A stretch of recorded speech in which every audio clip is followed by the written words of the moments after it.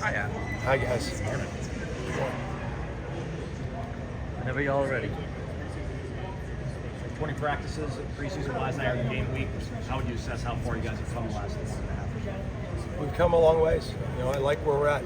I think we've shown really good consistency day to day, and I like the group. I like the group a lot. You know, obviously we got to go out there and execute, make the plays when they're there. You never know what a game day will look like as far as the rotation. You have a plan, but you got to be ready to adapt and adjust. And that'll be what it comes down to, right? Just bringing what we've done, trust what we've done, and bring it to a Saturday game day experience. How has Cam Riley been an asset at linebacker, and how impressed are you by how quickly he kind of got up to speed? Yeah, I tried to stay in touch with him throughout the recruiting process. I tried to act like he was already here the best we could. And you know, he's played for a lot of different coaches, and he's a bright young man.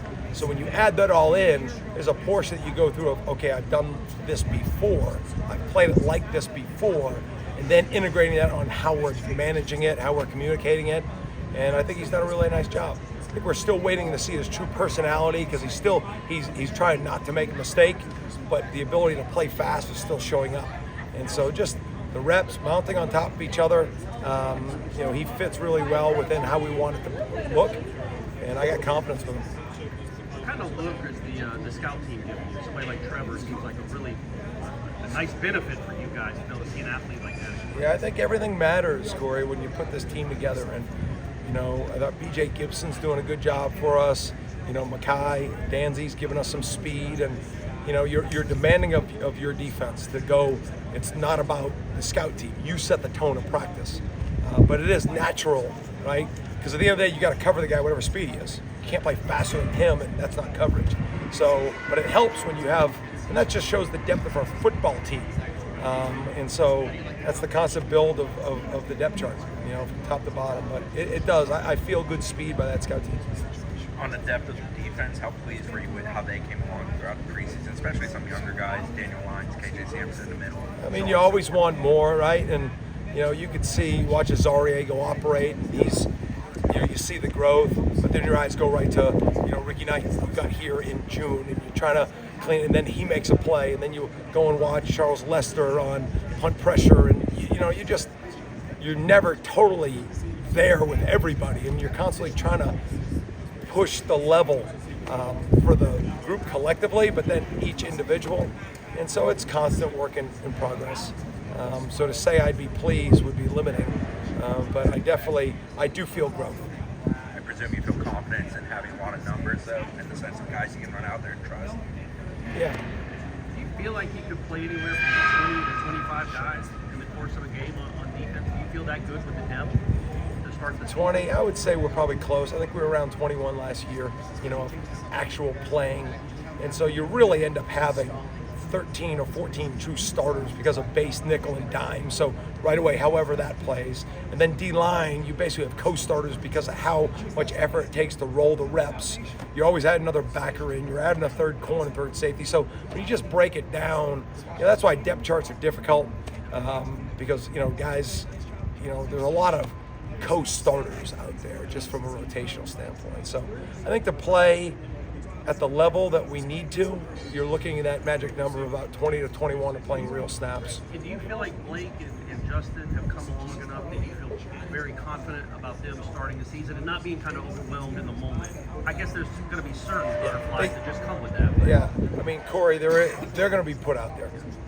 And so that we're doing that because we feel confidence, not because we just need to put them out there. So they're going to have to go do it, but all signs on that field make us feel confident that they'll go execute.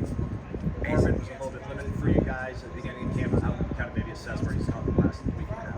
Yeah, he's back to full speed now, you know, and just mounting the reps. I thought in the spring, the work he was able to put in really helped him gain some foundational, you know, things. So when he was a little bit limited early, not perfect, but we had to adapt and adjust, and now he's back up to full speed. So all those things he's done in the past, all the rehab he did to get back, it all matters. A.Z. Thomas gets a great deal of praise from the staff. How has he handled the expectations and also his progression just in his time here? What does it say about guys who buy in and do it the right way. Yeah, we've had some talented DBs. I think AZ's been one of them.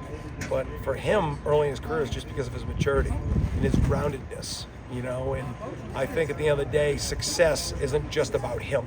And you see that maturity, you see that consistency help him maintain when there's more success. And so I think we're seeing the growth of that. Georgia Tech's offense, I guess that quarterback is most teams is the straw that stirs that drink. How on your keys do you guys have to be to keep a guy like that from things breaking down and big plays occurring in Boston? Well, I mean, they led the ACC in rushing. And then they have a 10-3, 100-meter wideout. And so they're just trying to get you, to kind of chunk a run game. I mean, you can run it for 350 against North Carolina, 200 against Georgia, just putting some rushes together, which is going to help them. But anytime you can run the ball, what does that create? Bad eyes, shots in the throw game. And so it's being consistent of making sure your eyes in the right place, make sure you're dominating the front so that we can keep some guys playing in the deep part of the field. I think that's part of the test when you play a team like this. And then their willingness to run a quarterback anywhere on the field in any down and distance, right? Most people, when they have a quarterback at his caliber, aren't willing to run him as much as they're willing to run him, which could put him in jeopardy just from an amount he's carrying the ball. But when you're defending that, when's the time that they're not going to run it? When you say, I'm not sure, or they're not limiting in that way, then it kind of limits you on what fronts and what coverages and how you're trying to attack the offense. There's still ways to attack it, and you got to be very disciplined on what the formation looks are that you want to be aggressive with. Two more your receiver. I mean, they bring back. I think they're at least they're top two receivers. Yeah. Different. And the Leary kid is back. Yeah. Different body size. I mean, they're not big, long-range guys. But what sort of threat do they pose? And I mean, they're down the field shot football team. And whether it's diagonal overs, whether it's condensed sets and deep vertical shots, I think you see their offense become a run, action, shot offense. And they do a good job formationally.